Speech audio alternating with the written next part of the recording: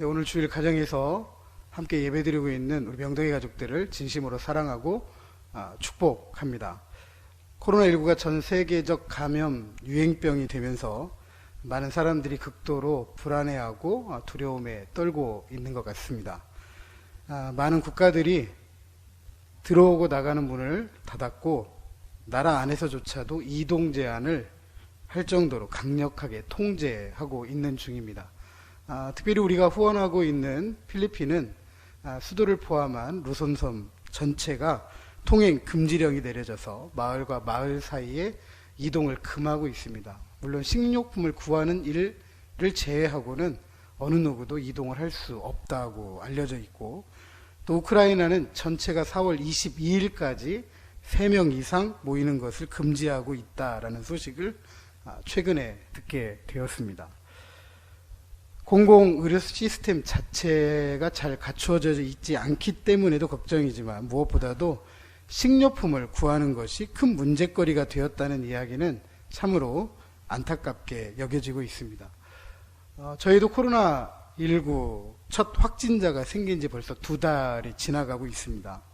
2월 말 신천지발 코로나 확진자의 급작스러운 증가세로 국가는 2주간의 대국민의 사회적 거리 운동에 참여를 호소했고, 대부분의 국민들 그리고 저희 교회도 2주간 가정예배로 전환해서 함께 했습니다. 그리고 이 2주간 후에 확진자가 감소세로 변해서 국가는 좀 안도의 한숨을 쉬는 듯 했지만, 15일 주간 이후에 구로 콜센터 확진 환자를 기준으로 해서 교회로 옮겨지고 성남의 은혜의 강 교회의 확진자가 갑작스럽게 증가하면서 경기도에서 또 서울에서 강력한 행정 명령이 내려지고, 이후에 이제 국무총리를 통해서 강력한 행정 명령과 함께 지키지 않을 경우에는 벌금형 또는 이제 구상권 청구까지 한다고 하면서 특별히 교회의 예배를 타겟으로 삼고 4월 5일까지 강력한 사회적 거리 두기에 참여해달라라고 하면서 지금부터 시찰을 하고 있는 중입니다. 그래서 저희 교회도 이번 주와 4월 5일 주일을 가정에서 또 예배 드리는 것으로 정하고 이렇게 온라인으로 또 예배를 드리고 있습니다. 조금 살펴보면 3월 25일 기준으로 뉴스앤조이 기사를 보면 전체 확진자 9,137명 중에 7,500여 명이 집단 감염이고, 그 중에 5,000여 명이 신천지 관련 집단 감염, 또 그리고 1,400여 명이 구로 콜센터라든지 요양병원이라든지 정신병원 등 그런 집단 감염이 되어져 있고, 또 1,000명 정도가 이를 통한 접촉 감염자로 확인이 되고 있습니다. 그 중에 192명이 교회 감염에 포함되어져 있고, 이것을 좀 퍼센테이지로 나눠보면 전체 확진자 중에는 한 2.1% 정도, 그리고 집단 감염을 통해서 퍼센테이지를 따져보면 2.5%, 또 신천지를 빼게 되면 7.7% 정도 해당하게 됩니다. 그리고 이 집단 감염의 이유가 대체적으로 국가의 방역 시책을 따르지 않았거나 신천지와 관련되어진 감염으로 알려지고 있습니다. 저도 여러 번 말씀을 드렸지만 국가의 시책을 따르는 것은 국민의 한 사람으로서의 교회의 책임이기도 합니다. 하지만 공정성을 저버린 듯한 교회에 대한 이 정부의 과도한 태도에 대해서는 저뿐만 아니라 교계가 일제히 반발하고 있습니다.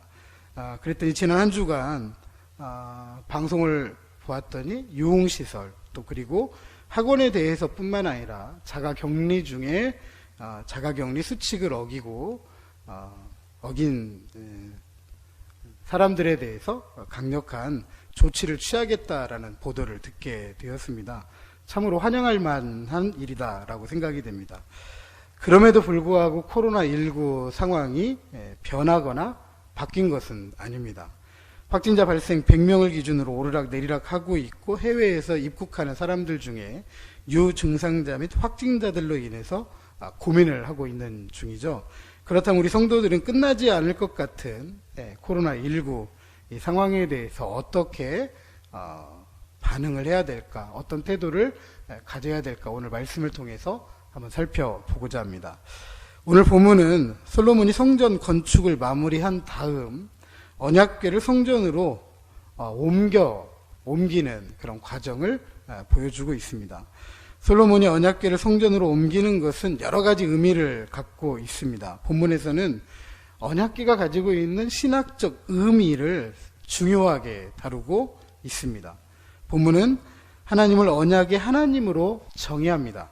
그리고 솔로몬은 하나님이 약속하고 그 약속을 신실하게 지키시는 분이다라고 고백하고 있죠. 이런 신앙을 전제로 솔로몬은 하나님께 간구하고 백성에게는 하나님과 맺은 언약을 반드시 지키도록 권면하고 있습니다.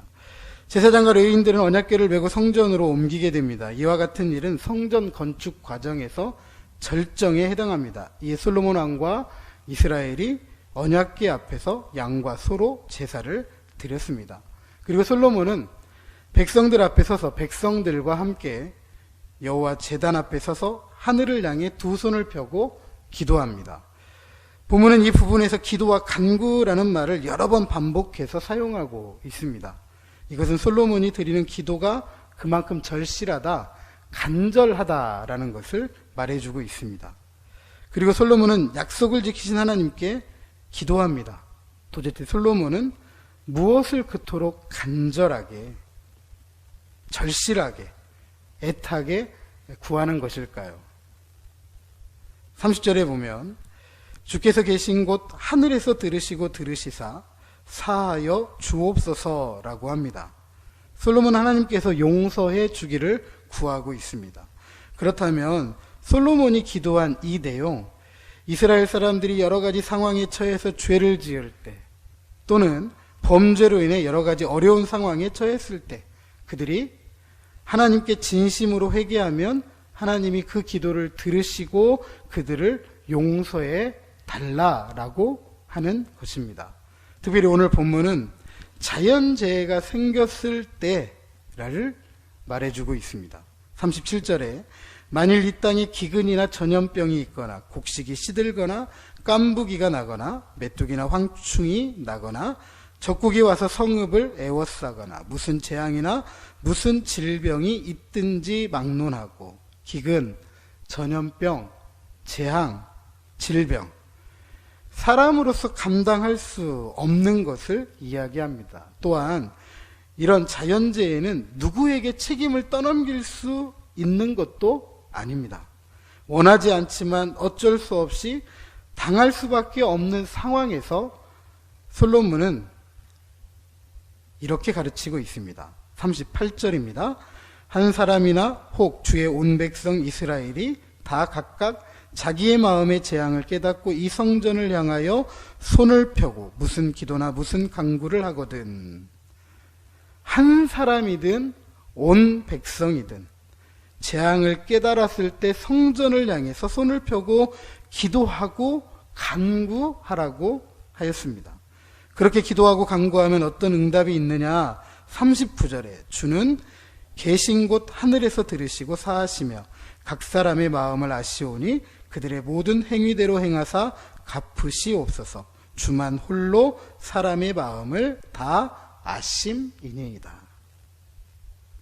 솔로몬 우리가 기도하고 간구하면 하나님께서 하늘에서 들으신다라고 하였습니다. 우리의 죄를 용서하신다고 하였습니다. 왜냐하면 하나님께서 사람들의 마음을 아시기 때문이다 라고 하였습니다. 이로써 40절에 주를 경외하도록 하기 위함이다 라고 가르치고 있습니다. 이처럼 우리가 하나님을 경외하도록 자연재해 중에 하나님께 기도하고 간구할 때 우리에게 기도와 간구에 응답해 주시는 하나님이시다라고 말해주고 있는 것입니다. 이로써 우리가 알 수 있는 중요한 것은 솔로몬이 지은 성전은 무엇하는 장소이냐?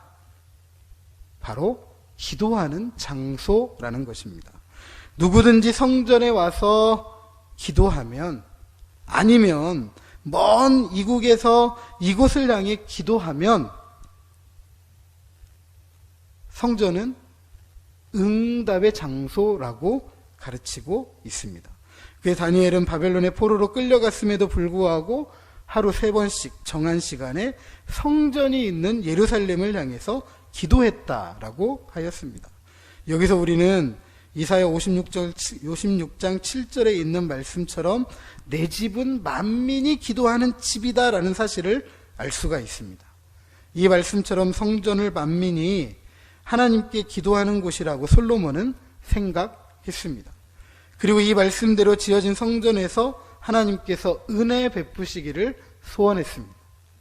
열왕기상 8장 29절에 보면 주께서 전에 말씀하시기를 내 이름이 거기 있으리라 하신 곳 이 성전을 향하여 주의 눈이 주야로 보시오며 주의 종이 이곳을 향하여 비는 기도를 들으시옵소서라고 하였습니다. 성전은 주의 이름이 있는 곳이며 이 성전을 향하여 주의 눈이 주야로 보고 계시기에 누구든지 이 성전을 향해서 기도하는 이들의 간구를 신실하신 하나님께서 들으신다라는 사실입니다. 이로써 하나님은 이스라엘의 하나님이 되시고 이스라엘은 하나님의 백성이 되는 것입니다. 그러므로 이 성전에 와서 기도하고 성전을 향해 간구하면 하나님께서 들으시고 사하여 주시는 줄로 믿으시기 바랍니다. 사랑하는 성도 여러분, 물론 오늘날 성전은 예배당이 아닙니다. 성전은 성령이 내주하시는 저와 여러분, 우리 각 자신입니다. 그래서 우리 안에 내주하시는 성령님을 향하여 우리는 기도할 수 있어야 합니다. 왜냐하면 하나님은 오늘도 우리의 기도와 간구를 들으시기 때문입니다. 우리가 기도하고 간구할 때 우리의 죄를 용서하실 뿐만 아니라 이 땅을 고쳐주시는 하나님이십니다. 이로써 우리는 우리가 주님을 경외하는 사람인 줄로 드러나고 증거가 됩니다. 우리는 기도를 통해 하나님께서 우리의 하나님이 되시고 우리는 하나님의 백성됨을 확인하게 되는 것입니다. 왜냐하면 하나님은 자신의 약속에 신실하신 분이기 때문입니다. 하나님은 오늘도 약속하고 계십니다. 성전 삼으신 우리 안에 자신의 이름을 두시고 이 성전을 향하여 주의 눈으로 주야로 보고 계실 뿐만 아니라 이 성전을 향하여 기도하는 저와 여러분의 기도와 간구를 하늘에서 들으시고 반드시 응답하시는 줄로 믿으시기 바랍니다. 그러므로 바뀌지 않을 것 같은 코로나19 상황에서 우리는 기도하고 간구할 수 있습니다. 이 상황에서 하나님의 선한 뜻이 무엇인지를 발견하게 하시고 하나님의 선한 뜻 안에서 우리의 죄와 부족과 무지와 어리석음과 연약함을 깨닫고 회개하게 하시고 이 시기가 하루빨리 지나가게 하셔서 종식시켜 주시고 모든 나라의 백성들이 원래의 삶의 자리로 돌아가게 하시고 무너져버린 경제가 일어서게 하시고 무엇보다도 혐오와 차별로 깨져버린 관계가 회복되게 하시고 성도들의 신앙은 더욱더 성장하고 성숙하게 하시고 교회는 하나님의 통치를 이 땅에 이루어가게 하시고 그래서 주님이 다시 오시는 그날을 준비하는 온 열방이 되도록 함께 기도해야 합니다. 그래서 하늘에서 들으시고 우리의 기도에 응답하시는 하나님의 신실하심을 따라 우리의 남겨진 삶을 통해 주님을 경외하는 내 집은 만민이 기도하는 집이다. 기도의 소명을 가지고 그 사명을 감당하는 저와 여러분 우리 모두가 되시기를 주님의 이름으로 축복합니다. 기도하겠습니다. 하나님, 코로나19 상황에서 많은 사람들이 불안해하고 두려움에 떨고 있습니다. 그러나 솔로몬은 하나님의 성전을 향해서 기도하라고 간구하라고 우리를 권면하고 있습니다. 왜냐하면 하나님의 집은 만민이 기도하는 집이고 그 집을 향해서 기도하는 이들마다 기도의 응답을 위해 하늘에서 들으시고 주의 눈을 보고 계실 뿐만 아니라 신실한 자신의 약속을 반드시 이루시는 하나님이시기 때문입니다. 아버지, 오늘 우리가 기도합니다. 이 상황에서 하나님의 선한 뜻이 무엇인지 발견하게 하시옵소서. 하나님의 선한 뜻 안에서 우리의 죄와 부족과 무지와 어리석음과 연약함이 무엇인지 깨닫고 회개하게 하시옵소서. 하나님, 하루빨리 코로나19 이 시기가 지나가게 하시고 종식시켜 주셔서 모든 나라의 백성들이 원래의 삶의 자리로 돌아갈 수 있도록 은혜 베풀어 주시옵소서. 무너져버린 경제가 일어서게 하시고 혐오와 차별로 깨져버린 관계가 회복되어지게 하여 주시옵소서.